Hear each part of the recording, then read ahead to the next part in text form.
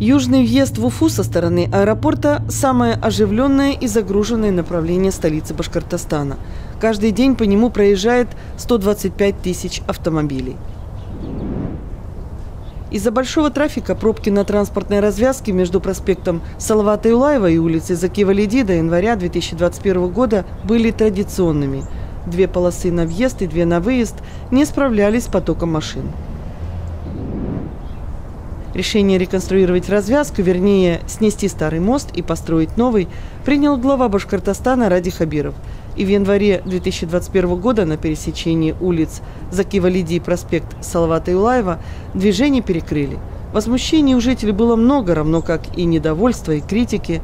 Но строители пообещали сделать все максимально быстро, и закончить первый этап проекта удалось гораздо раньше срока.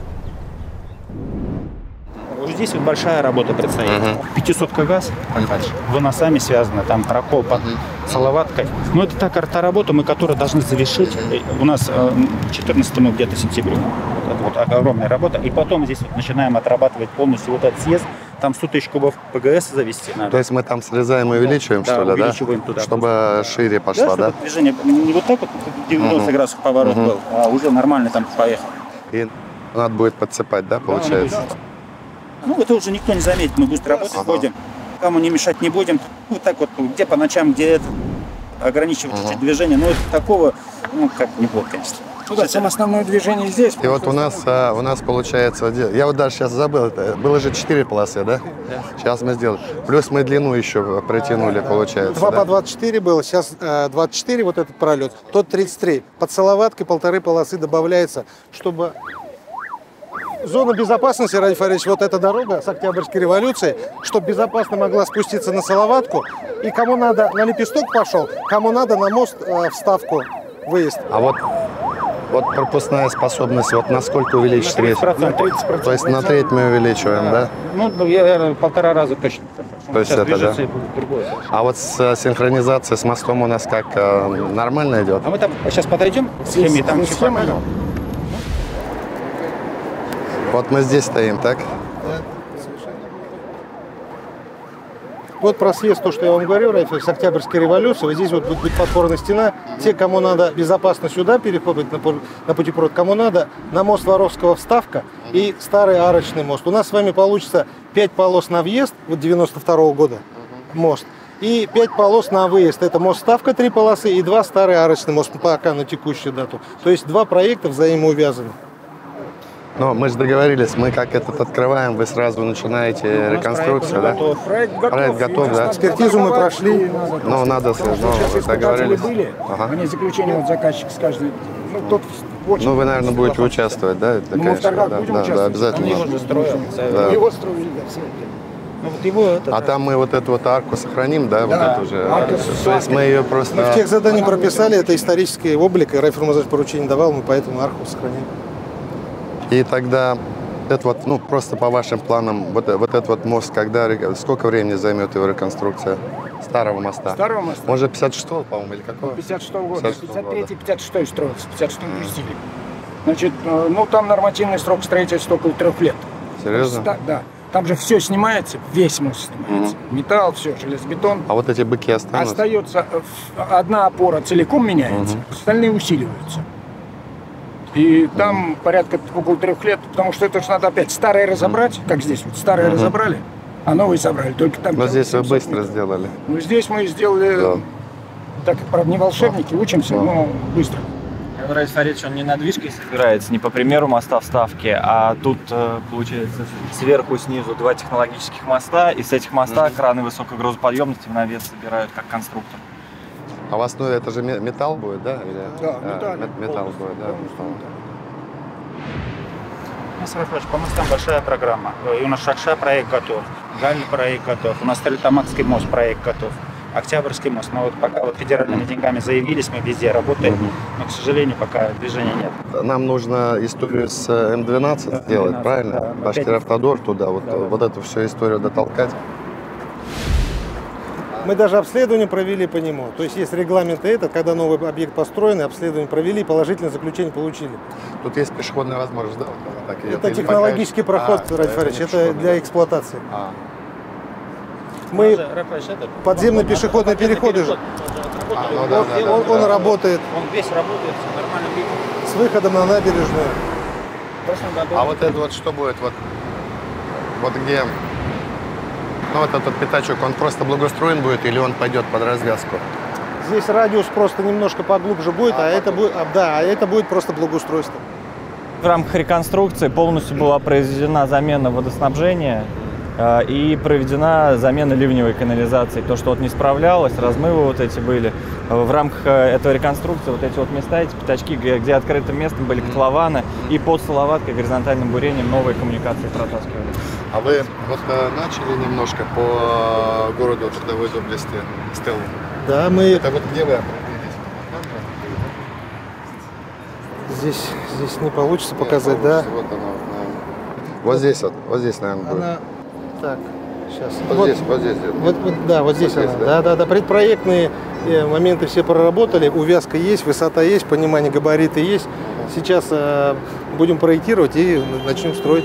И как раз вот в этот момент мы увязываем вынос газа, чтобы у нас не было помех. Центр национальный, что мы Начать. только начать и кончить, да? Да, 10 миллиардов. Валерий, а что вот нужнее? Какой мост следующий нужнее? Нужнее интернациональный. Интернациональный все-таки? Конечно, однозначно. Вот это Потому тоже, что кстати, как раз с этим нашим стимулом как раз жилищное строительство в той же арене пойдет, да? То есть это как раз развитие Заухимии. вот так вот сделано, да? Выход на М7. На выход на М7. этот, кстати, тоже начинали в 10-м, помнишь? Но страшно было. То есть лучше вот это Лучше да? интернациональный, Силы конечно. туда бросить. Конечно. А потом следующее что?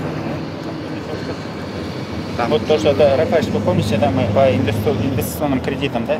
Ну, то, что вот совещание хотим собрать, хотим показать, у нас все готово, у нас все посчитали, рассчитали. В понедельник тогда сядем, готовьте на понедельник по всем дорогам. Давай пробежимся. Во-первых, что там М12, М7, соответственно, по этим, и по мостам поговорим. Южный выезд полностью мы хотим сформировать с этим по инвестиционным кредитам. Ну, отработали, посмотрим. А вот мне немножко, а вот узкого горлышка не получится, вот там. Узкого горлышка не получится все-таки мы. Ну, или там же этого. сразу 6 полос идет у нас, по-моему, да? Или сколько там полос? Нет, там нормально уже. Там Там Дема уйдет. 4. Нет, Дема уход, 4 полосы туда 4 пошло. Да, и все, пошло. То есть у нас там узкого горлышка нет. 30%. Раньше в крайнем случае полосу разделительную можно было сыграть. Там же полоса 15 метров.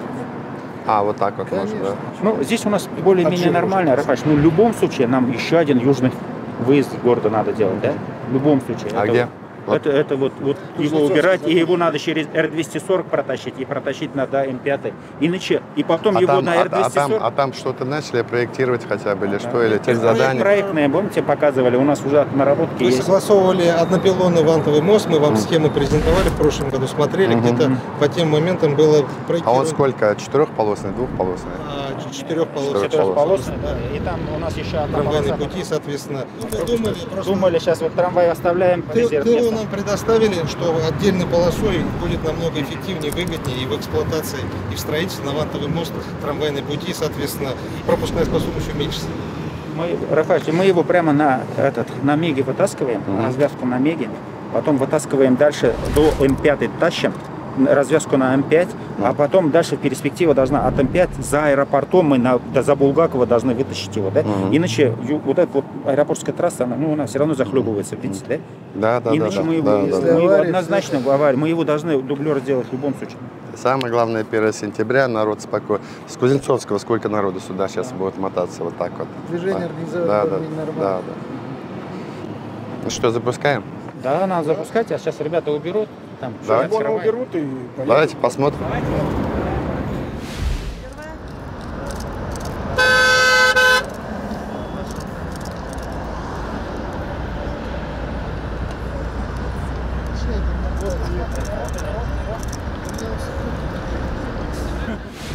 Рафаэль, еще робкое движение, ну вот-вот, и тут будет достаточно много Все, машин. полетело. Строители молодцы.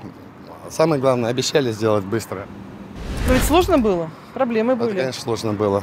Вы помните, какое недовольство было у людей, когда перекрывали. Но я говорю каждый раз, что спасибо за терпение и спасибо строителям. Вот. Но нам все равно предстоит довольно большое количество еще мероприятий сделать, поэтому я вновь вот прошу наших жителей потерпеть, потому что мы все-таки работаем на стратегию. Иначе, если мы это не делаем, город захлебнется. Мы даже не успеваем, мы пока догоняем вот тот объем машин, который появляется.